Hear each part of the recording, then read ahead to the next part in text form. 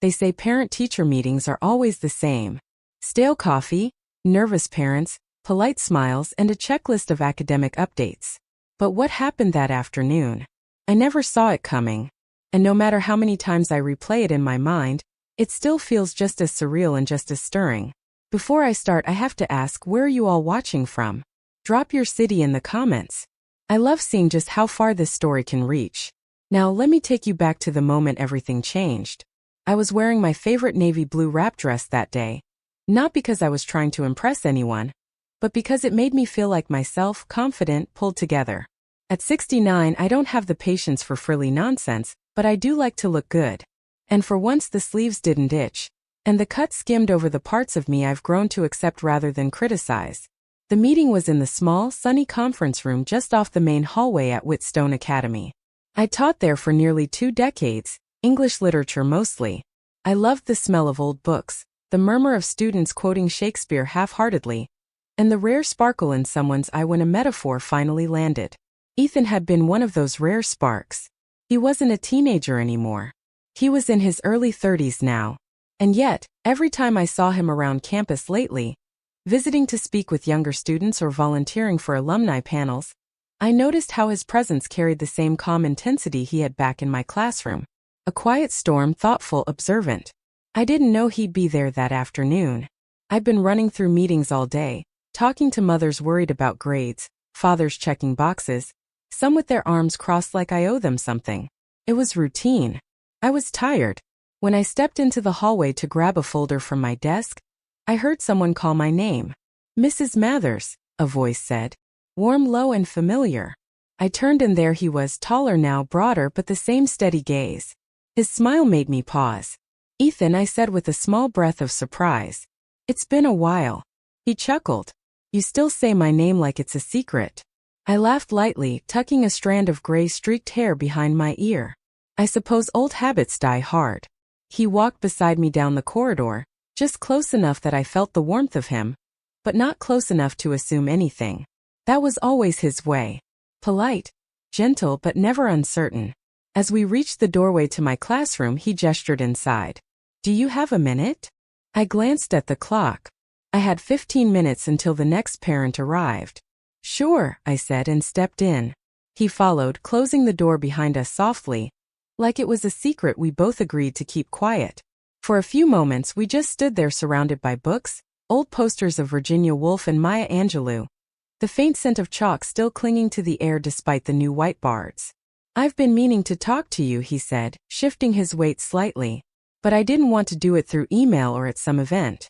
I leaned back against the edge of my desk, arms gently crossed. "All right. You have me curious now." Ethan looked down, took a breath, then met my eyes again. "I wanted to thank you. Really thank you.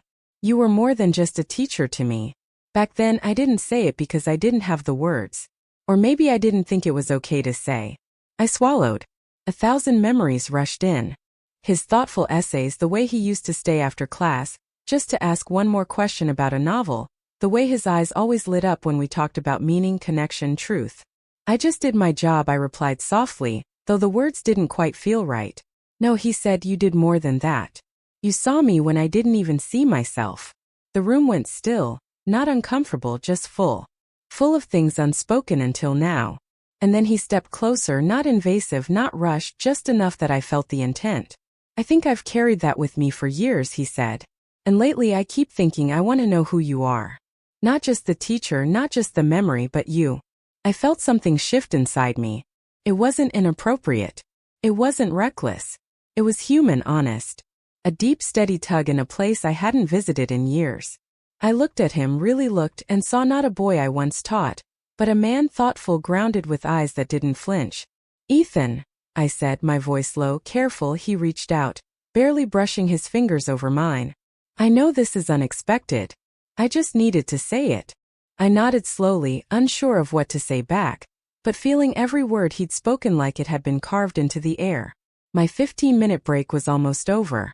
But something about the next moment told me this wasn't just a pause between meetings. It was the beginning of something I didn't have a name for yet. He turned to leave, his expression calm but full of meaning. "I'll be around," he said, "if you ever want to talk more about anything." And then he left me standing there, heart thudding softly, questions blooming, wondering when I last felt seen the way he just saw me. I sat down at my desk, hands in my lap, and tried to catch my breath. It was just a parent-teacher meeting until it wasn't. The classroom was quiet again, but I wasn't. Ethan's presence lingered like the last note of a song. You're not ready to end. I tried to shake it off, tried to focus on the next meeting.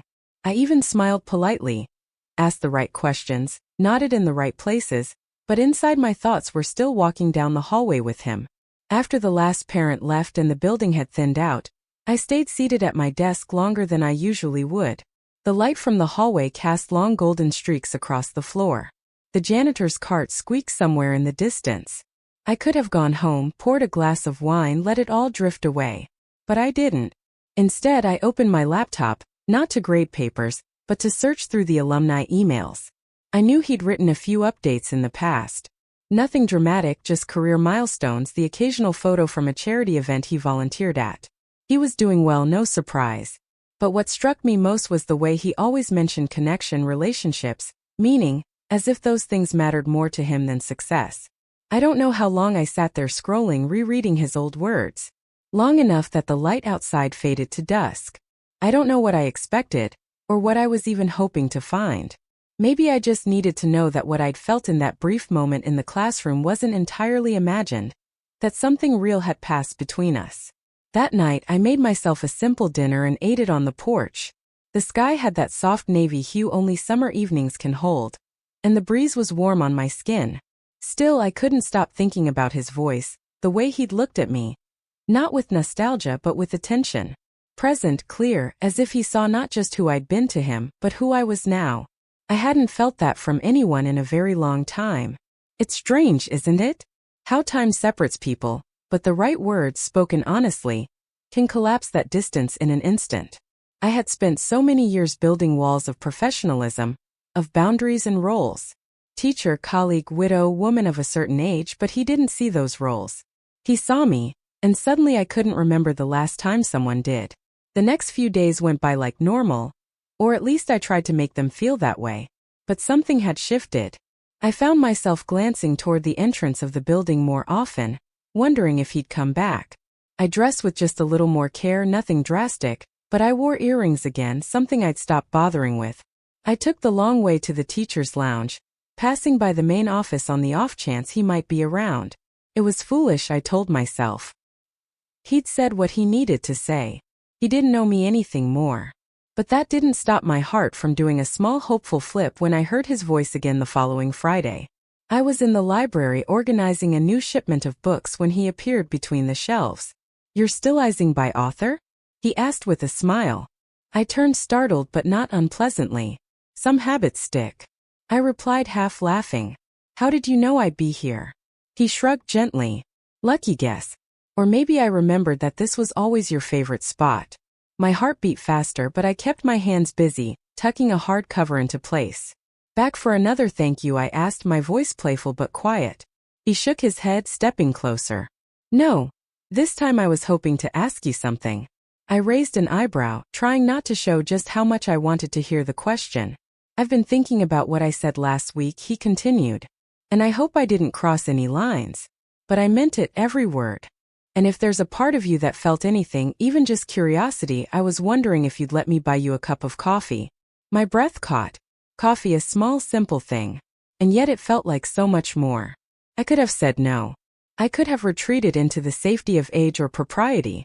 I was his former teacher after all, a widow, a woman with silver hair and a library card instead of a dating app. But I didn't. I looked at him, really looked, and saw a man offering nothing but honesty. No pressure, no agenda, just a door gently opened. So I nodded slowly.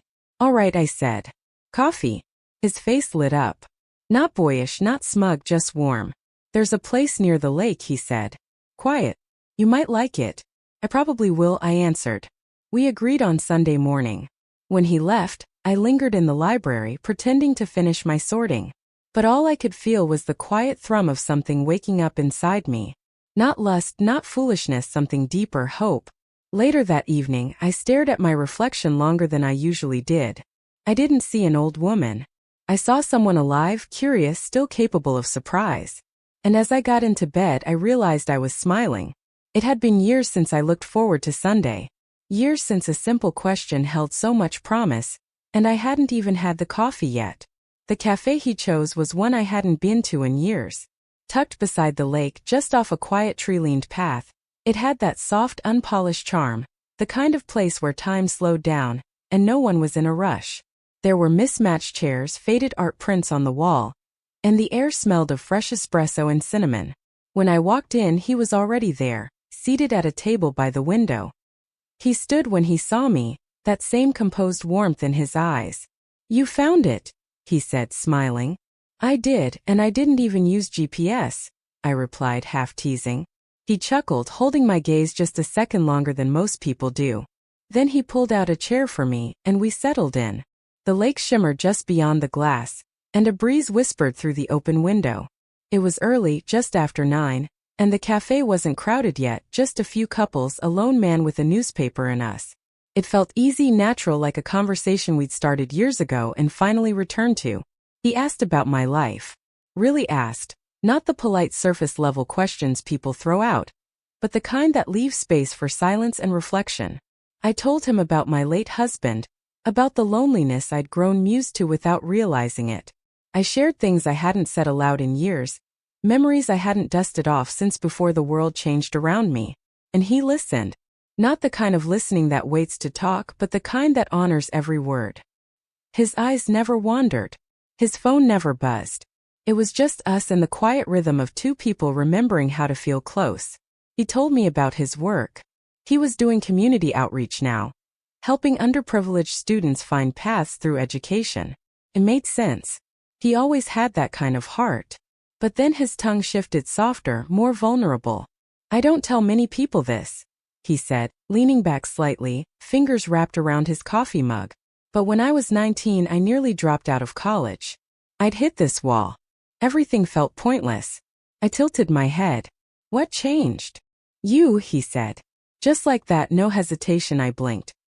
He continued, his voice quiet. "I kept this paper you returned to me senior year. I'd written something about loss in The Great Gatsby. Remember?" I nodded slowly. "You wrote this note in the margin. It said, 'Even when things fall apart, there's beauty in how people choose to rebuild. Don't stop looking for it.' I don't know if you even remember writing that." I didn't. But I remember how he used to linger after class, always asking about more than just literature. He was always searching for something underneath. "That stuck with me," he said, "and when I was about to quit, I pulled that paper out. Reread your note a dozen times. It gave me just enough strength to keep going. And eventually I started to find that beauty you mentioned." My heart swelled, not with pride, but something more humbling, something tender. I had spent decades teaching, often wondering if any of it truly stayed with the students once they left. Apparently it did. We sat quietly for a moment, letting the memories settle between us like a shared blanket. Then he surprised me again. "Olivia," he said, voice low, "I didn't just ask you here to thank you again. I wanted to be honest. I felt a pull toward you for a while now. Not just because of the past, but because of who you are now. I don't see a gap in age when I look at you. I see someone grounded, someone I respect, someone who makes me feel calm." I looked down, unsure what to say. My hands were resting on my lap, folded neatly. My heart was not so neat. He reached across the table, gently placing his hand over mine. "I'm not asking for anything," he said. "I just want to know if you'd be open to seeing where this could go." Slowly, genuinely, I looked up into his eyes, and I saw nothing but kindness, steadiness, and yes, something deeper. "I don't know what this is," I finally said, my voice barely above a whisper. "But I do know I don't want to pretend it's not there." His smile was soft, grateful. We didn't rush into anything. Not a kiss, not a touch beyond what was offered. Just a silent agreement between two people who recognized something real. After we finished our coffee, we walked by the lake side by side. No labels, no expectations, just the warm morning air and the quiet joy of companionship that didn't need to be explained. He walked me to my car and paused. "I'd like to see you again," he said, voice gentle.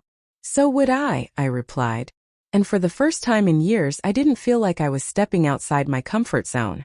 I felt like I was stepping into something I'd long forgotten I was allowed to have. Possibility, hope, maybe even the early stirrings of love. We didn't rush. That was the beauty of it, really. There was no pressure, no urgent declarations or whirlwind gestures, just a steady unfolding, like the turning of pages in a book you don't want to end. Over the weeks that followed, Ethan and I found a rhythm. We met for coffee some mornings. Sometimes we walked by the lake. Sometimes he joined me at the bookstore when I was hunting for old poetry collections. It wasn't about grand events. It was about presence, comfort, the way our conversations deepened with each passing day. One afternoon he showed up at my door with a bag of groceries and said, "You mentioned last week you missed cooking for someone. I figured I'd volunteer." Felt strange at first having someone in my kitchen again. His movements were easy, unhurried. He chopped onions while I prepped the chicken, and we moved around each other like we'd done it 100 times before. We laughed. We sipped wine. And when we finally sat down to eat, I realized I wasn't thinking about the past or the expectations of others or what it looked like. I was just present. We didn't talk about age. We didn't have to. It wasn't that we were pretending it didn't exist. It simply wasn't the most interesting part of what was happening between us. One evening we sat on my porch, a blanket around our legs and a pot of tea between us. The sky was strewn with orange and rose, the kind of sunset that holds you in silence.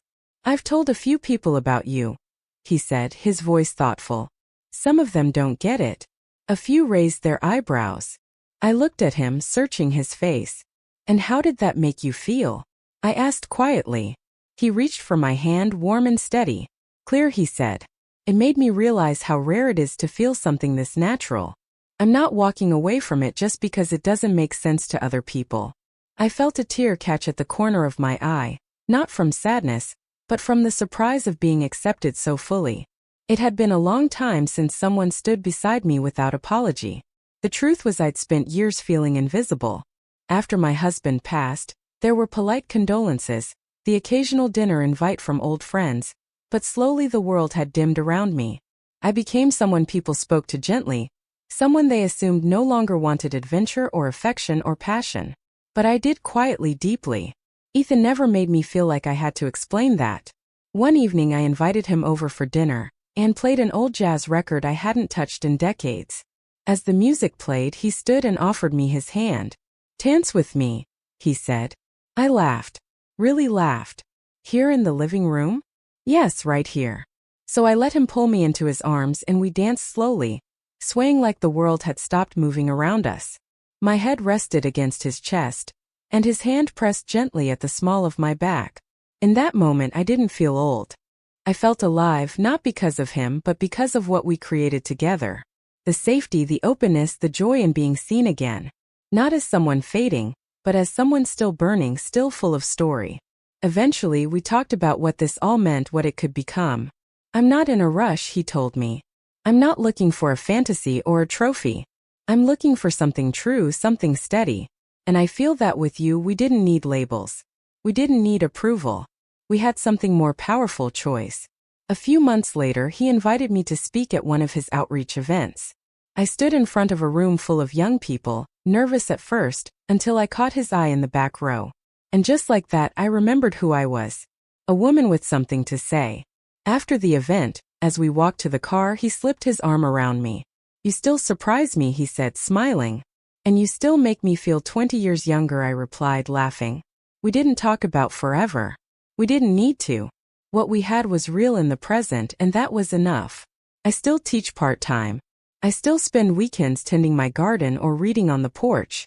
But now there's a presence beside me, a warmth, a hand that reaches for mine when the sun sets. A man who listens when I speak, who remembers my favorite poems, who knows when silence is enough. Ethan didn't rescue me. He didn't complete me. But he reminded me of something I'd long stopped believing in. That love can find you even when you're not looking. That it doesn't care about timelines or opinions. That sometimes the most unexpected connection is the one that changes everything. So if you're watching this wherever you are, whatever age you may be, don't let the world convince you that your story is finished. Because mine wasn't, not even close.